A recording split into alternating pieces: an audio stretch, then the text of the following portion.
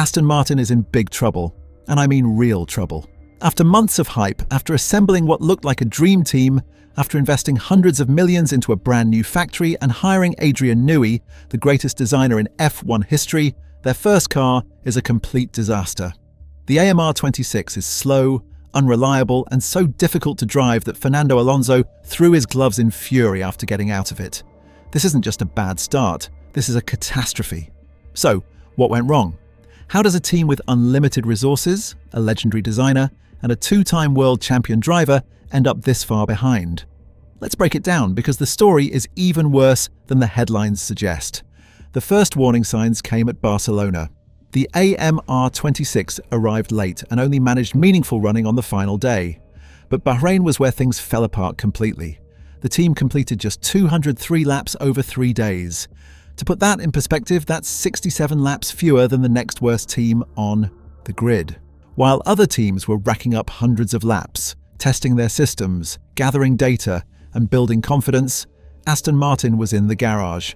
They weren't just slow, they weren't even running. When the car was on track, the numbers were brutal. Lance Stroll, who isn't exactly known for brutal honesty, claimed the car was 4 seconds off the pace. 4 seconds. In a sport measured in thousandths, that's an eternity. To put that in perspective, the gap between the front and the back of the grid at the end of last season was often less than 2 seconds. So, 4 seconds? That's not just slow, it's a different category of racing entirely. It's like comparing a Formula 1 car to a Formula 2 car. That's how big the gap is. If you want to stay updated on stories like this, where we break down exactly what's happening in F1 without the hype or the clickbait, make sure you subscribe to the channel. We're aiming for 10,000 subscribers, and every single one of you makes a huge difference in helping us continue this work. Now, here's where it gets interesting. The problems are twofold: the chassis and the engine. Newey's design is radical, a complete departure from what everyone else is doing. It's a high-risk, high-reward strategy. The problem is, so far, it's yielded no reward whatsoever. The car is difficult to handle, with both drivers struggling to keep it on the track. In fact, the team had to make emergency chassis changes in Bahrain just to stop the car from overheating. That's not something you want to be doing in the middle of pre-season testing. That's something you do when you're in crisis mode. But the real killer is the Honda engine. After their dominant years with Red Bull, Honda was supposed to deliver a class-leading power unit. Instead, the engine is overweight, unreliable, and significantly down on power. GPS data from Bahrain showed that the Honda power unit is costing Aston Martin 1.5 seconds per lap.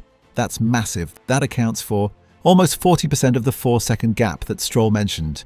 The engine is suffering from hydraulic fluid leaks, which can cause fires and damage other components. It's having ERS failures, which means the complex hybrid system isn't recovering or deploying energy correctly. And it's vibrating so excessively that it's reportedly causing problems with the gearbox. It's not one problem, it's a cascade of failures, each one compounding the last. Compare this to what's happening at Ferrari and McLaren. Both teams had smooth, productive testing sessions. Ferrari completed 416 laps without major issues. McLaren completed 380.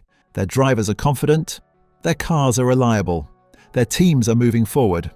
Meanwhile, Aston Martin is stuck in the garage trying to figure out why their car doesn't work.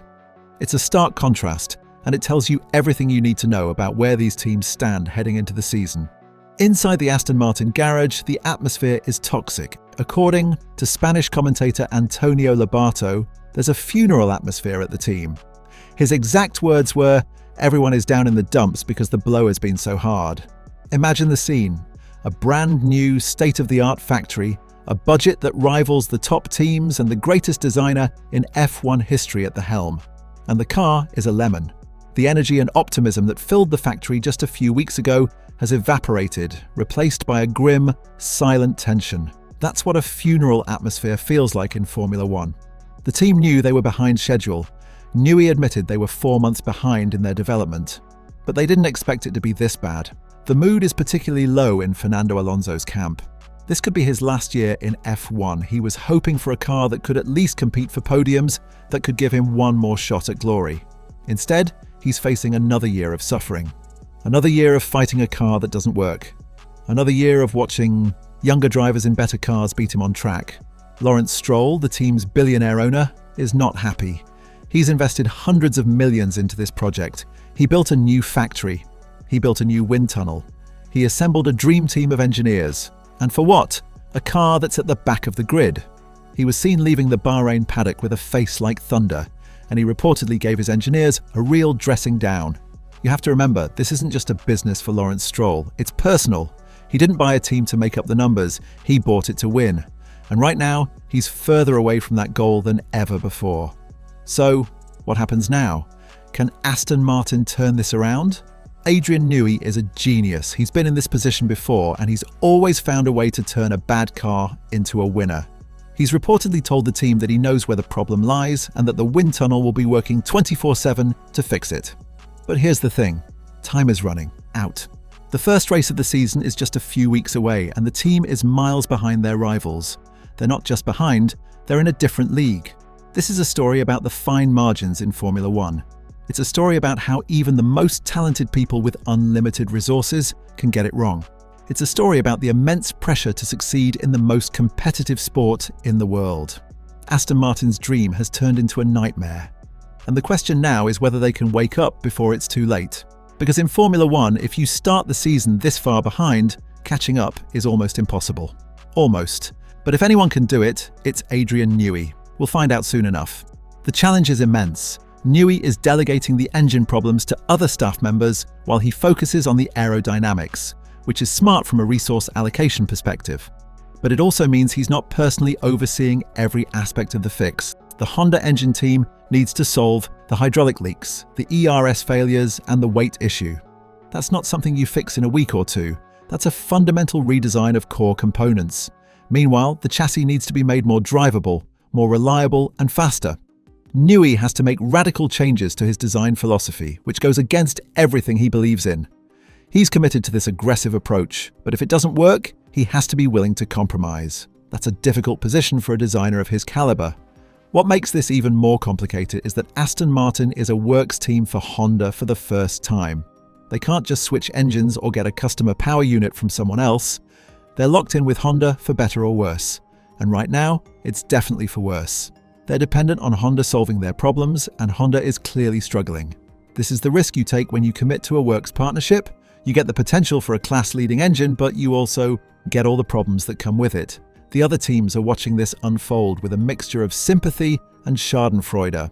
Ferrari is probably relieved that someone else is struggling. McLaren is probably thinking, thank God that's not us. Red Bull is probably thinking, we knew Honda would struggle without us. And everyone else is probably thinking, well, at least we're not Aston Martin. The competitive landscape is already being shaped by this disaster. Teams that were worried about Aston Martin's threat are now breathing easier. Teams that were hoping to beat Aston Martin are now thinking, this is going to be easier than we thought.